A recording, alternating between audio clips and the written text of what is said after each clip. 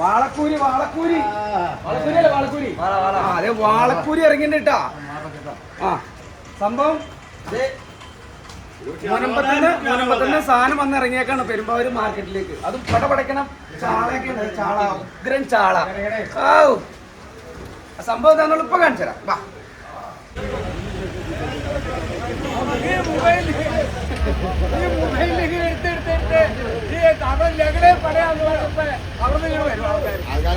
ആൾക്കാർ വീട്ടിൽ ഇത് 83 കിലോ 83 കിലോ അവിടെ എടാ 270 രൂപ ഒരു 5 ഒന്നിന് കൂടുതൽ തരികയാണല്ലോ ബാക്കിൽ നിന്ന്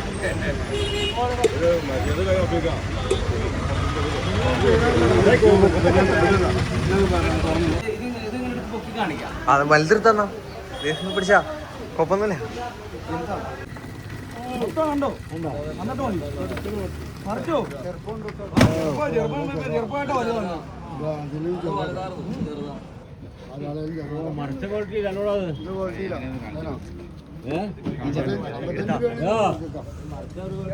എങ്ങനെയുണ്ട്? നല്ലതാണത്. ഫസ്റ്റ് ക്വാളിറ്റി ആണോ? നല്ല ക്വാളിറ്റി അടിപൊളി. ഇതേപോലെ തന്നെ ആയിരിക്കണം മൊത്തം. അതേപോലെ എല്ലാം ഒന്ന് തന്നെയൊക്കെയാ. വെറുതെ ഒരു വള്ളത്തിൽ നിന്ന് വരുന്ന മീൻ പറഞ്ഞിട്ട് അമ്മയും കുഞ്ഞുങ്ങളും നല്ല വെള്ളായിട്ട് വരുന്നത്. ഫാമിലിയായിട്ട് ട്രിപ്പ് പോകുമ്പോ എല്ലാവരും ഒറ്റയ്ക്ക് പോവുക. ഡൗട്ടാണെങ്കിൽ ആ വണ്ടികളെ എടുത്ത് തട്ടി നോക്കിയാൽ അതുകൊണ്ട് കുറച്ച് കഴിയുമ്പോ കൂട്ടി വേണോ? ശരിക്കും കൂട്ടിയാ 5500 കൂട്ടി വേണോ?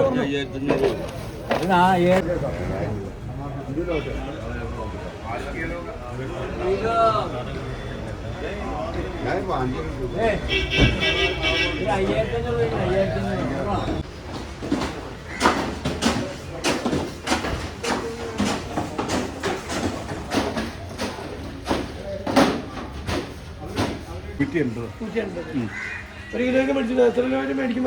അവര് മെസ് പോലെയുള്ള സംവിധാനമാണെങ്കിൽ അവരൊരു 4 കിലോ 5 കിലോ അങ്ങനെ ഉള്ള ആളുടെ അനുസരിച്ച് മേടിച്ചിട്ടുണ്ട്. വീട് എവിടെയാ? ഞാൻ പള്ളിക്കാട്.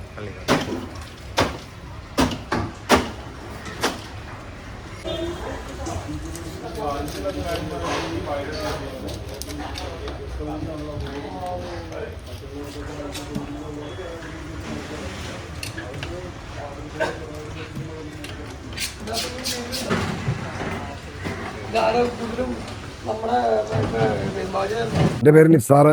ഞാൻ പെരുമ്പാവൂർ മാർക്കറ്റിൽ മത്സ്യ മൊത്ത വ്യാപാരം നടത്തുന്ന ഒരു വ്യാപാരിയാണ്. എനിക്ക് പല സ്ഥലങ്ങളിൽ നിന്നും ഇവിടെ വാഹനങ്ങളിൽ മത്സ്യം വരും. അത് ഞാൻ ചെറുകിട വ്യാപാരികൾക്ക് വിതരണം ചെയ്യും. രാത്രി 9:30 മണിക്കാണ് നമ്മുടെ മാർക്കറ്റ് സ്റ്റാർട്ട് ചെയ്യുന്നത്. ചില ദിവസങ്ങളിൽ 9 മണിക്കും തുടങ്ങാറുണ്ട്. അപ്പോൾ വൈപ്പിൻ, മുനമ്പം, വടക്കൻ ഭാഗത്തു നിന്നും കോഴിക്കോട്, താനൂർ, പരപ്പനങ്ങാടി ആ മേഖലകളിലും അപ്പോൾ പല സ്ഥലത്തും പല ടൈമിലാണ് ഫിഷിങ് നടക്കുന്നത്. അപ്പോൾ നമ്മുടെ സമയം അനുസരിച്ച് ആ ടൈമിൽ കിട്ടാവുന്ന ഫിഷിങ് എവിടെയാണ് നടക്കുന്നത് അവിടെ നിന്നൊക്കെ നമ്മുടെ മാർക്കറ്റിൽ മീൻ വരും. പിന്നെ അന്യ സംസ്ഥാന തൊഴിലാളികൾ ഉപയോഗിക്കുന്ന പിലാന, റോഹ് പോലെയുള്ള മത്സ്യങ്ങൾ ആന്ധ്രാപ്രദേശിൽ നിന്നും ആണ് വരുന്നത്. ചില വാഹനങ്ങൾ നേരിട്ടും വരുന്നു. ചില വാഹനങ്ങൾ പാലക്കാട് പുതുനഗരം എന്ന് പറയുന്ന സ്ഥലത്ത് ഇതിൻ്റെ ഒരു ഹബ്ബുണ്ട്.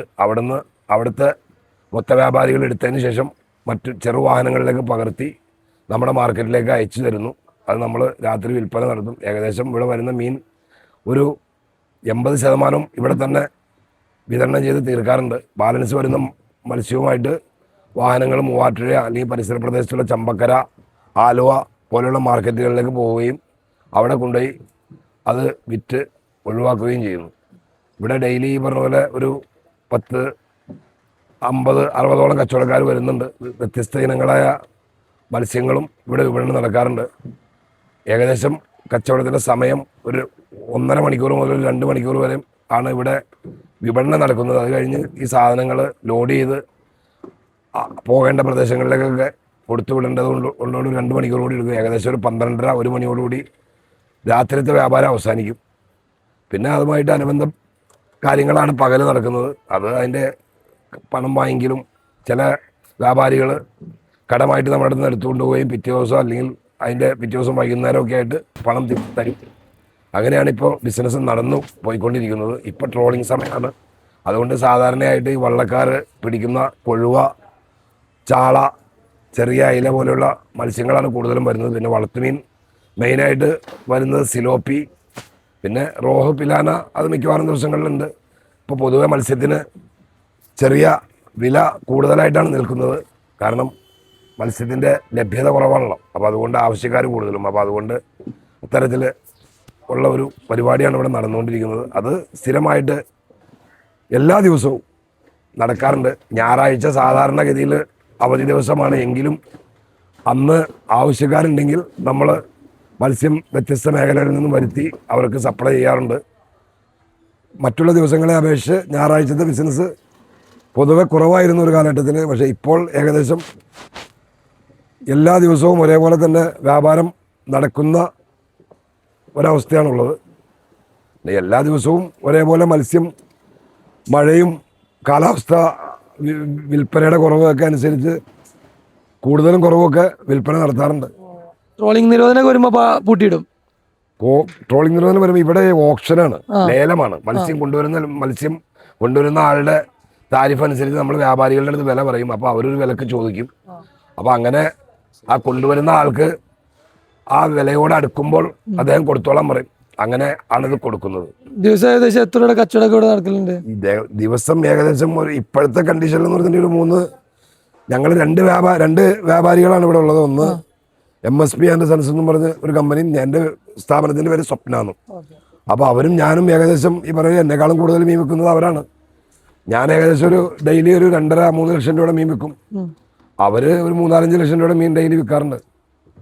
അങ്ങനെയാണ് ഈ പെരുമ്പാവൂർ മാർക്കറ്റിലെ മാക്സിമം വിൽപ്പന എന്ന് പറഞ്ഞു കഴിഞ്ഞിട്ടുണ്ടെങ്കിൽ ഒരു ദിവസം ഒരു 10 ലക്ഷം രൂപയുടെ മീൻ വിൽക്കും. അതിൽ കൂടുതലൊന്നും ഇവിടെ കച്ചവടം നടക്കാറില്ല. ഇവിടുന്ന് ഭാഗത്തേക്കൊക്കെ പോക്കുണ്ടോ? ഇവിടുന്ന് മൂവാറ്റുപുഴയ്ക്ക് നമ്മൾ മറ്റുള്ള മാർക്കറ്റുകളിലേക്ക് നമ്മൾ ഇവിടുന്ന് കൊണ്ടുപോക്കില്ല. ഇവിടെ വരുന്ന ആളുകളുടെ മീൻ ഇവിടെ തീരാതെ വന്നാൽ അവർ ഡയറക്റ്റ് ആ ഭാഗത്തേക്ക് പോകും. പിന്നെ ഒരു 10-ൽ താഴെയൊക്കെ സാധനം ഉള്ളൂ എന്നുണ്ടെങ്കിൽ നമ്മൾ ഇവിടെ തന്നെ അത് എങ്ങനെയെങ്കിലും വിൽപ്പന നടത്തി അവരെ സഹായിക്കാൻ ശ്രമിക്കും. അത് രാത്രി തന്നെ വിപണനം നടന്നില്ലെങ്കിൽ രാവിലെ അതിന് കച്ചവടക്കാരെയൊക്കെ സമീപിച്ച് ചെറിയ ഡിസ്കൗണ്ട് ഒക്കെ ചെയ്ത് കൊടുത്ത് അവർക്ക് തന്നെ അത് കൊടുത്ത് ഒഴിവാക്കാറാണ് പതിവ്. പേരൊന്നുകൂടി പറയാ. എൻ്റെ പേര് നിസാർ ചങ്ങഞ്ചേരി. എൻ്റെ വീട് നെടുന്തോട് ഭാഗത്താണ് ഞാൻ താമസിക്കുന്നത്. ആലുവ വരുമ്പോൾ ഒരു പ്രൈവറ്റ് റൂട്ടിൽ. എൻ്റെ പിതാവ് ഏകദേശം 50 വർഷത്തോളം ഈ ഫീൽഡിൽ ഉണ്ടായിരുന്ന ആളാണ്. അദ്ദേഹം മരിച്ചുപോയി. എൻ്റെ പിതാവിൻ്റെ പേര് അബു ചങ്ങഞ്ചേരി. അപ്പോൾ അതിനുശേഷം അദ്ദേഹത്തെ പിന്തുടർന്നാണ് ഞാൻ ഈ സംരംഭത്തിലേക്ക് വന്നത്. ഈ ഉണക്കമീൻ്റെ ബിസിനസ് ഒന്നുമില്ല. വാപ്പ മുഴുവനായിട്ടും പച്ചമീൻ്റെ ബിസിനസ്സാണ് നടന്നുകൊണ്ടിരുന്നത്. വാപ്പ ഏകദേശം ഒരു 80 കാലഘട്ടം മുതൽ ഇതിൻ്റെ ഏതാണ്ട് 75-80 കാലഘട്ടം മുതൽ ഈ ഫീൽഡിനുള്ള ആയിരുന്നു. അദ്ദേഹം ഇപ്പോൾ മരിച്ചിട്ട് ഏകദേശം 10 മാസമായി. വാപ്പ തണ്ടേക്കാട് സ്കൂളിന്റെ മാനേജറായിരുന്നു. ഏകദേശം 9-10 വർഷത്തോളം മാനേജറായിരുന്നു. ദീർഘകാലം ജമാഅത്തിന്റെ പ്രസിഡന്റുമായിരുന്നു. പൊതുരംഗത്തൊക്കെ സജീവമായിട്ട് പ്രവർത്തിച്ചുകൊണ്ടിരുന്ന ആളാണ്. ആരോഗ്യ പ്രശ്നങ്ങൾ കൊണ്ട് ഏകദേശം ഒരു 3 വർഷം മുമ്പ് മാറിയിരുന്നു. അതിനുശേഷം വീട്ടിൽ തന്നെ റെസ്റ്റിലായിരുന്നു.